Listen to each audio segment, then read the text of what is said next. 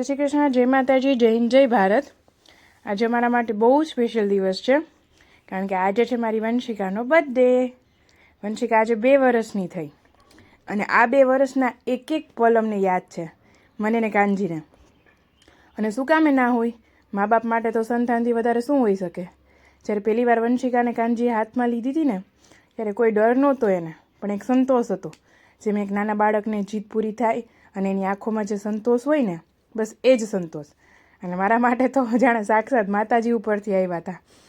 વંશિકાનું 1 વર્ષ અમારા માટે થોડું અઘરું હતું, કારણ કે અમે નવા પેરેન્ટ્સ હતા, મારા બધું નવું નવું હતું. અને વંશિકા થોડી નાની બી હતી, એટલે એને હેન્ડલ કરવી થોડીક અઘરી હતી. પણ જે લાસ્ટ 1 વર્ષ ગયું ને, એ જાણે જિંદગીભરની યાદગારી બની ગયું છે. એટલું સરસ અને એટલું બેસ્ટ વર્ષ હતું ને, કારણ કે વંશિકા અમારા માટે પેલું સંતાન અમારી હતી. અમારા માટે બધું નવું હતું, એના નખરા, એનું બધું ભોળપણ, બાળપણ, એ બધું એટલું સરસ હતું ને એમાં એના નખરા એટલા અનોખા છે ને કે ક્યારેક ક્યારેક તો રાત્રે સપનામાં આવે છે. અજાણ્યા માણસો એની સામે અટ્રેક્ટ થઈ છે. અમે જ્યારે બી જાય છે ને બહાર, કોઈ અજાણ્યું માણસ મળ્યું હોય ને તો એને જોઈને સ્માઇલ કર્યા વગર તો રહેતું જ નથી. અજાણ્યા માણસો એની સાથે રમે છે, ફોટા પડાવે છે. ઘણા તો એમ કહે છે 1 દિવસ માટે આપવી છે. એની રદ્દી જ એવી છે. જોકે બધી દીકરીઓની રદ્દી, બાળકો નાના દીકરીઓની, બધા નાના બાળકોની રદ્દી એવી જ હોય છે. મારી નાની વંશિકા જ્યારે અમારા ઘરે આવીને, ત્યારે અમારા માટે છે ને ખુદ સાક્ષાત લક્ષ્મીજી પધાર્યા હતા ને એવો અમારા માટે અહેસાસ છે. જ્યારે એ ઘરમાં એની નાની નાની ઝાંઝરીઓ પહેરીને આમથી આમ દોડે છે ને, ત્યારે એમ લાગે છે કે સાક્ષાત છોટી લક્ષ્મીજી અમારે ઘરે આવીને પધાર્યા છે. અને સાથે સાથે રીધી સીધી લઈ આવ્યા છે. એના ડેડીના પ્રમોશન,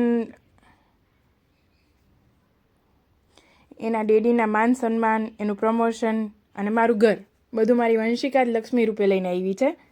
હવે ઘર આખામાં જ્યારે બુક્સ ને ટોયઝ ને આખો દિવસ ટીવીમાં ગીત ને રાઇમ્સ ને બધું વાગે છે ને, ત્યારે મને એવું લાગે છે કે મારી સરસ્વતી આવી ગઈ છે. જ્યારે મને કે એના ડેડીને કોઈ હેરાન કરે છે ને, ત્યારે પોતાનો હક જમાવીને નોનો કરે છે કે ના, એને હેરાન ના કરો, એને ના મારો. ત્યારે મને એવું લાગે છે કે મારી છોટી નાની નાની દુર્ગા છે.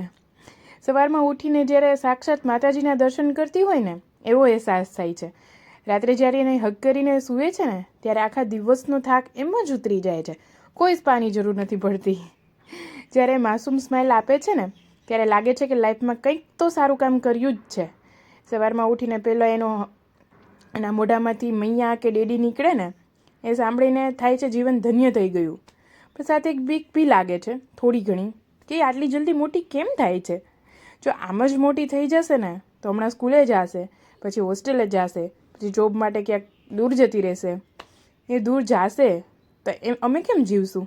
અને પછી વિચાર આવે છે કે ધન્ય છે દુનિયાના બધા મા બાપને કે જેણે એની ઢીંગલીને મોટી કરી છે, મોટી કરીને કોઈના હાથમાં સોંપી દીધી છે. બસ જોતા રહ્યા પોતાની દીકરીને જતા કે બસ જાય છે મારી દીકરી, ત્યારે એને આખી જિંદગીની યાદો બસ 10 જ મિનિટમાં યાદ આવી જાય છે. એની ઢીંગલીની પહેલી વારનું બોલવાનું, ચાલવાનું, ખાવાનું, એના નખરા, બધી 10 મિનિટમાં એ આખી જિંદગી જીવી લે છે. 10 મિનિટમાં કોકને પોતાની દીકરી સોંપી બી દે છે. અને આ બધું યાદ કરીને એની દીકરીને વડાવી કેમ શકતા હશે?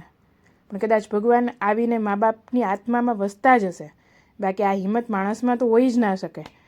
વંશિકા કદાચ મોટી થઈને આ વિડીયો જોશે ને, તો આજે એક પ્રોમિસ કરવા માગું છું મારી વંશિકાને, કે તારી લાઈફમાં સારા કે ખરાબ દિવસોમાં તારા ડેડી અને હું હંમેશા તારી સાથે હોઈએ કે ના હોઈએ, પણ તારી પાછળ શ્યોર હશું. તને સારું શીખવાડવાની સાથે દુનિયા સામે લડતા પણ શીખવાડશું. તને હેરાન તો કરશું, પણ કોઈને હેરાન કરવા નહીં દઈએ. એવું પ્રોમિસ તો નથી કરતા કે દુનિયાની બધી સારી વસ્તુ તને લઈ આપશું, પણ બધી સારી વસ્તુ તું લઈ શકે ને એટલી કાબિલ તો તને બનાવશું જ.